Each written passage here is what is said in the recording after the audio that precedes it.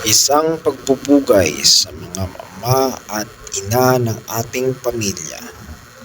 Sa bawat umaga ng ating buhay, hindi natin palaging napapansin ang mga tahimik na sakripisyo ng ating mga magulang.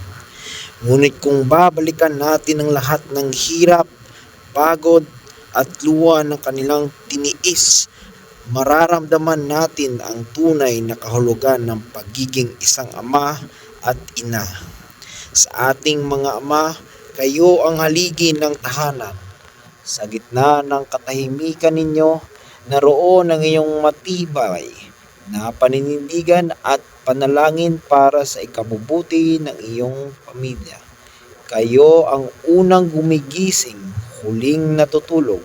Sa bawat pawis na pumapatak, sa bawat trabaho na tinatanggap, dala ninyo ang pag-asang maibigay ang magandang kinabukasan ng inyong mga anak. Salamat, Ama, sa hindi pagsuko kahit gaano kabigat ang pasanin. Sa ating mga ina, kayo ang ilaw ng tahanan.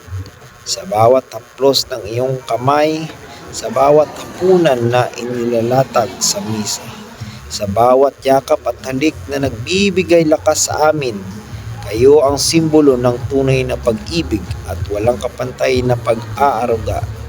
Hindi matutumbasan ng kahit anong salita ang lahat ng inyong pagtitiis, sakripisyo at pag-unawa. Salamat, Ina, sa walang sawang paggabay at pagmamahal. Mga magulang, kayo ang pundasyon ng aming pagkatao. Sa inyong mga dasal, lumalakas kami. Sa inyong mga pangaral, tumatatag kami. At sa inyong pag-ibig, natututo kaming magmahal ng totoo at tapat. Hindi man namin palaging nasasabi, pero salamat.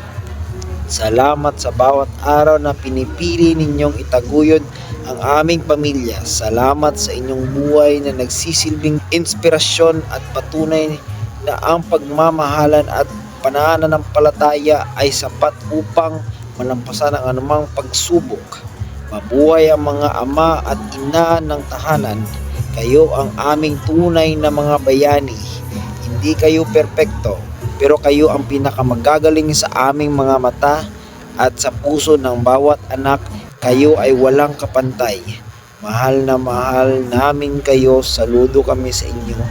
God bless sa inyo, mga parents, father, mother, mama, papa. Thank you sa lahat.